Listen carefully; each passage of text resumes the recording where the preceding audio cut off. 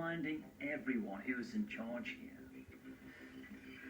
Downtown is home to massive new office and apartment buildings, corporate hotels, and restaurants emanate a unique, posh vibe. Downtown is the social heart of Night City. At night it has dark alleys, shadowy spots, and sleazy hotels where drug deals go down and black braindance is produced. Haywood is a neighbourhood of contrasts. The northern part of it borders city centres modern and well maintained, with skyscrapers, parks and public service buildings. Further to the south and east, the architecture becomes more suburban, with low-rise row houses. This is where the Valentinos and 6th Street run their businesses. Haywood is often called the biggest bedroom in Night City. Wells Springs is a relatively safe sub-district, at least on its west side that borders city centre. Buildings here are modern, erected late in the rebuilding of Night City. The Glen was planned as the new seat of power for the NC government. The state-owned sub-district is rich, clean and mostly crime-free. Reconciliation Park is tidy and pleasant, surrounded by some elegant architecture, behind which stands the new City Hall, the seat of current Mayor Lucius Rhine.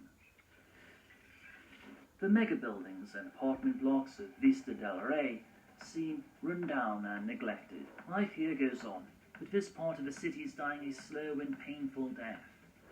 Poor as it may be, Vista del Rey is not a combat zone, but it's dangerous nonetheless. Santo Domingo's unique location saved it from destruction during the Fourth Corporate War. Now it functions as the city's industrial park and power plant, divided into two sub-districts, Arroyo and Rancho Coronado.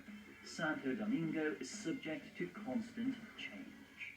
Arroyo consists of an old-fashioned nuclear power plant, robot factories, a logistics center, and a gigantic junkyard. Not all corporate investments have turned out to be profitable, and a significant number of the buildings in this area remain unfinished or simply laying in ruin. All the operational high-tech sites, including the Arasaka factory or Petrochem Betalites power plants, are restricted areas with their own security forces.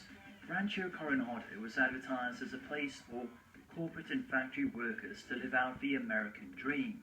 It consists almost solely of identical cookie-cutter houses, reminiscent of the ones seen in mid-20th century American suburbs. The district has its own bars, shopping, school, park, restaurants, and even a metro station. Security is overseen by the 6th Street Gang.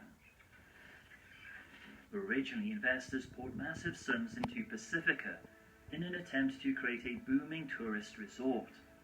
They hired nomads and locals, mainly from the Haitian diaspora, to provide a cheap labor force.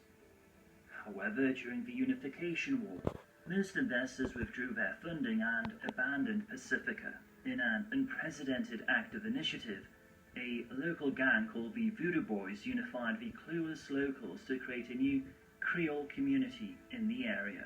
By 2070, when the Unification War ended, some of the previous investors attempted to restart the Pacifica project. This prospect was not welcomed by the local community, which already adapted both districts into favelas. Corporate workers tried to clear the construction area of squatters, but were met with resistance from the Voodoo Boys.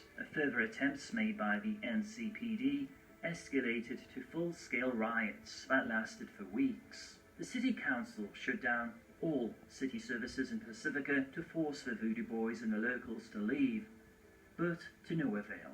From that time, both the West Wind Estate and Coastview districts slowly turned into a new combat zone within Night City. Outsiders are not welcome here, unless they have the favour of the Voodoo Boys.